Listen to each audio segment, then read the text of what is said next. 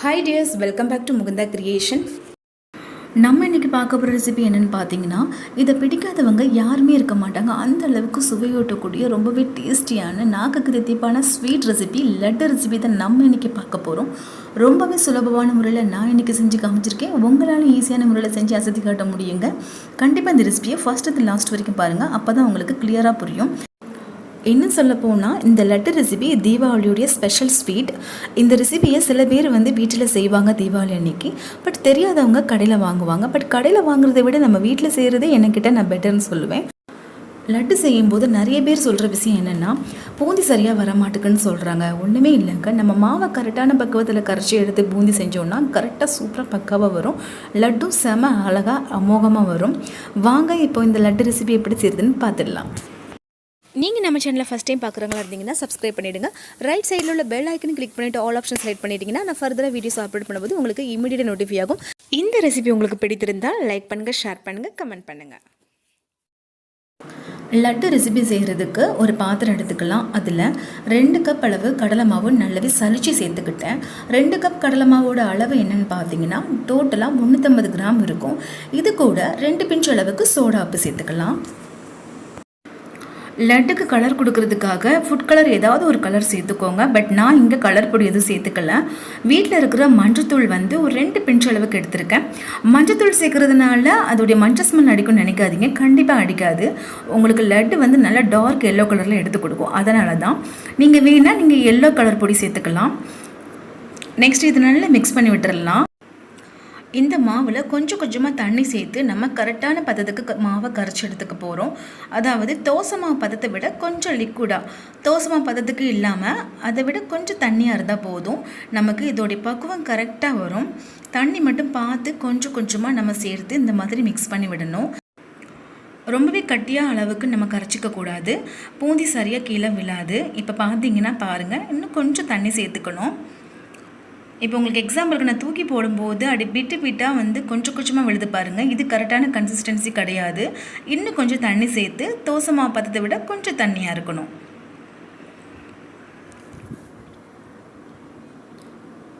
இப்போ கரெக்டான பதம் எனக்கு வந்துடுச்சு. இது தாங்க பக்குவம். இந்த மாதிரி கரைச்சி எடுத்துக்கணும். நம்ம மாவை எடுத்து தூக்கி ஊற்றும் போது கரெக்டாக பிரேக் இல்லாமல் ஸ்ட்ரைட் லைன் போகணும். இந்த மாதிரி ஸ்ட்ரைட் லைன் போச்சுன்னா நம்ம பூந்தி போடுறதுக்கு இந்த மாவு தயாராகிடுச்சுன்னு அர்த்தம். இப்போ நம்ம பூந்தி பொரிச்சு எடுத்துக்க போகிறோம். அதாவது எண்ணெய் நல்ல சூடாக இருக்கணும். ஹை ஃப்ளேமில் வச்சுக்கோங்க. நான் கொஞ்சமாக மாவு போட்டு பார்த்துருக்கேன். நல்ல எலும்பி மேலே வருது பாருங்கள். இந்த மாதிரி வரும்போது நம்ம பூந்தி போட ஆரம்பிச்சிடலாம். பூந்தி போடுறதுக்கு நம்ம நார்மலாக சாதத்துக்கு யூஸ் பண்ணோம்ல அந்த கரண்டியை தான் எடுத்திருக்கேன். கண்ணாப்பன்னு சொல்லுவோம்ல அந்த கண்ணாப்பை கரண்டி தான் எடுத்திருக்கேன். பூந்தி போடுறதுக்கு தனியாகவே பெரிய கண்ணாப்பை கடையில் கிடைக்குது. பட் அது இல்லாத பட்சத்தில் நம்ம இந்த மாதிரி யூஸ் பண்ணிக்கலாம். இப்போது எண்ணெய் நல்லா சூடாகிடுச்சு. அதில் இந்த கண்ணாப்பையை வச்சு அந்த கண்ணாப்பைக்கு மேலே நம்ம ஒரு கரண்டியால் அந்த மாவை எடுத்து கொஞ்சம் கொஞ்சமாக ஊற்றி இந்த மாதிரி லைட்டாக அடிச்சுக்கணும். அந்த கரண்டியை, அதாவது நம்ம லெஃப்ட் ஹேண்டில் இருக்கிற கண்ணாப்பை கரண்டியை அடிச்சுக்கணும். மெதுவாக கொஞ்சம் கொஞ்சமாக அடிக்க போய் தான் நமக்கு பூந்தி சூப்பராக உருண்டையாக விழுது. லாஸ்ட்டில் அந்த மாவு கம்மியாகும் போது இந்த மாதிரி தடவி விடுங்க. நம்ம மாவை அப்படியே ஊற்றி அப்படியே விட்டுறலாங்க. பட் ஸ்லோவாக தான் நமக்கு பூந்தி விழும். அப்படி ஸ்லோவாக விழுந்துச்சுன்னா என்ன ஆகுதுன்னா பூந்தி ரொம்பவே முறுவலாயிரும். முறுவலாச்சுன்னா நம்ம கார பூந்தி பண்ணுறதுக்கு தான் அது யூஸ் ஆகும். லட்டு பிடிக்க போகிறோன்னா நம்ம ஃபாஸ்ட்டாக இந்த மாதிரி தட்டி தட்டி விடணும். ஏன்னா தீ ரொம்பவே ஹை ஃப்ளேமில் வச்சுருக்கோம். அதனால் சீக்கிரமாக முறுகிரும். அதுக்காக தான் நம்ம கொஞ்சம் செகண்ட்லேயே எடுத்துடணும். அதாவது ஒரு 25 செகண்ட்லேருந்து ஒரு 30 செகண்ட் தாங்க நம்ம வெயிட் பண்ணணும். டக்குன்னு நமக்கு பூந்தி ரெடி ஆயிரும். சாஃப்டாக தான் இருக்கணும், முறுவ விட்டுறாதீங்க. இந்த ஸ்டேஜில் நம்ம பூந்தியெல்லாம் எடுத்து ஒரு பிளேட்டில் நம்ம ஓரமாக எடுத்து வச்சிடலாம். ரிமைனிங் இருக்கிற மாவையும் இதே சேம் ப்ரொசீஜர் படி பூந்தி பொரிச்சு எடுத்து வச்சுக்கலாம். நான் மறுபடியும் சொல்கிறேன், தீ மட்டும் நல்லா ஹை ஃப்ளேமில் வச்சுக்கோங்க. மீடியமாகவும் ஸ்லோவாக வச்சுக்கிட்டிங்கன்னா இந்த மாதிரி பூந்தி எலும்பி வராது. நமக்கு போட்டதுமே பூந்தி அப்படி டக்குன்னு மேலே எலும்பி வரணும். அதுக்காக காரப்பூந்தி மாதிரி முறுவ விட்டுறக்கூடாது. டக்குன்னு ஃபியூ செகண்ட்லேயே அந்த பூந்தியெல்லாம் நம்ம எடுத்து வச்சிடணும். இதே மாதிரி லட்டு செய்கிறதுக்கு எல்லா பூந்தியும் நம்ம பொரிச்சு எடுத்துக்கலாம். அதுக்கப்புறம் இன்னொன்று சொல்ல போனால், நான் எக்ஸ்ட்ரா காரப்பூந்தி ரெசிபியும் நான் இன்றைக்கி செஞ்சுருக்கேன். பட் அந்த ரெசிபி வரப்போகிற வீடியோவில் நான் அப்லோட் பண்ணுறேன். நான் டோட்டலாக லட்டுக்கு 350 கிராம் கடலை மாவு எடுத்திருந்தேன். அதை மட்டும் யூஸ் பண்ணி எனக்கு இவ்வளோ பூந்தி வந்திருக்கு. பட் காரப்பூந்தி ரெசிபிக்கு நான் கடலை மாவு தனியாக தாங்க எடுத்துக்கிட்டேன். அந்த ரெசிபி இதில் நான் ஆட் பண்ணிக்கல. பட் நான் தனியாக வீடியோவில் உங்களுக்கு அப்லோட் பண்ணுறேன். பூந்தியெல்லாம் பொரிச்சுக்கிட்ட பிறகு நம்ம சுகர் சிரப் ரெடி பண்ணிடலாம். அதாவது இதில் சீனி வந்து நான் எவ்வளோ எடுத்துருக்கேன்னா 2 கப் அளவு கடலை மாவு எடுத்தால் 2 கப் அளவு வந்து சீனி எடுத்துக்கலாம். அதாவது கொஞ்சம் இனிப்பு கரெக்டாக சாப்பிட்றவங்களாம் இருந்தீங்கன்னா ஒரு 1.5 கப் கரெக்டாக இருக்கும்.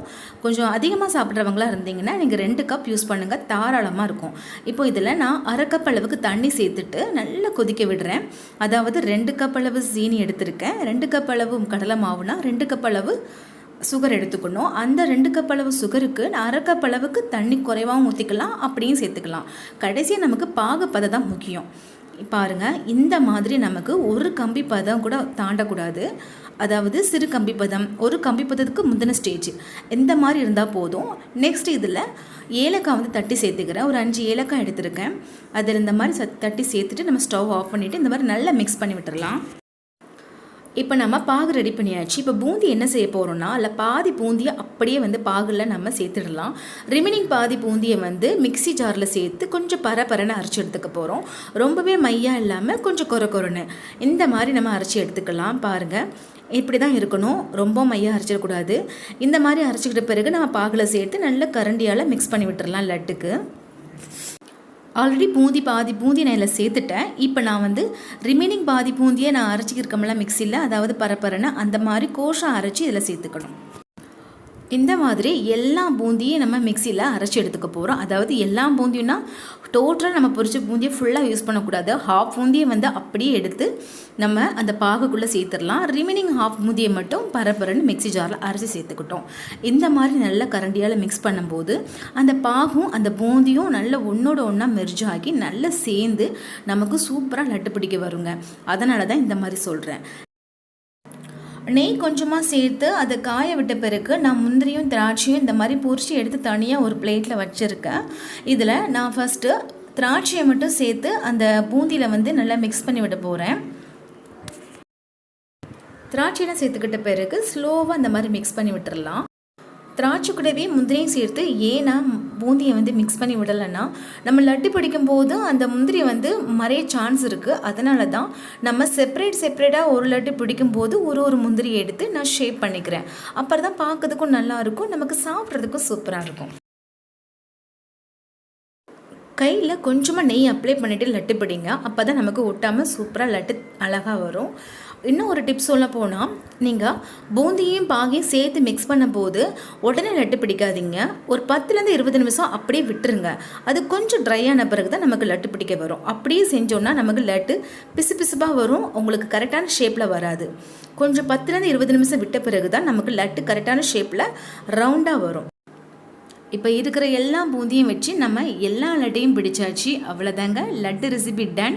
ரொம்பவே சூப்பராக எளிமையான முறையில் தான் நான் இன்றைக்கி செஞ்சு காமிச்சிருக்கேன். உங்கள் எல்லோருக்கும் இது நல்லா தெளிவாக புரியும் நம்புகிறேன். நம்ம லட்டெல்லாம் சாப்பிட்ட பிறகு ரிமைனிங் உள்ள லட்டை ஃப்ரிட்ஜில் வைக்க வேண்டாம். அதாவது ரூமில் இருக்கிற நார்மலாக ஒரு பாக்ஸ் இருக்கும் நம்மக்கிட்ட, ஏர்டைட் கண்டெய்னர் இந்த மாதிரி பாக்ஸில் சேர்த்து மூடி வச்சுட்டோன்னா நமக்கு எப்போ தேவைப்படுதோ அந்த டைமில் சாப்பிட்டுக்கலாம். ஃப்ரிட்ஜில் வச்சு மெயின்டைன் பண்ண வேண்டிய அவசியம் இல்லை. நார்மலாக ரூம் டெம்பரேச்சரில் வெளியே வச்சுக்கிட்டாலே நமக்கு லட்டு கிடவே கிடாது. ரொம்ப சூப்பராக லட்டு வந்திருக்குங்க. கண்டிப்பாக ட்ரை பண்ணி பாருங்கள். இன்னும் சொல்ல போனால் நான் வெறும் 350 கிராம் கடலை மாவு தான் யூஸ் பண்ணியிருக்கேன். பட் அந்த 350 கிராம் கடலை மாவுக்கு எனக்கு டோட்டலாக 1.5 கிலோ வந்திருக்கு எனக்கு லட்டு. ரொம்பவே ஆச்சரியமாக இருக்குல்ல? நீங்களும் வீட்டில் செஞ்சு பாருங்கள். கண்டிப்பாக நீங்களும் நம்ப முடியாத அளவுக்கு உங்களுக்கு அதிகமாக வந்து லட்டு இன்க்ரீஸ் ஆகிறத நீங்களே பார்ப்பீங்க. நம்ம கடையில் வாங்குறத விட வீட்டில் கொஞ்சோண்டு மாவு வச்சு நம்ம செய்யும்போது லட்டு நிறைய எண்ணிக்கை கிடைக்குது. இது நீங்கள் செய்யும்போது தான் கண்டிப்பாக தெரிய வரும். லட்டு செய்கிறது ரொம்ப கஷ்டம்லாம் கிடையாதுங்க, ரொம்ப ஈஸி.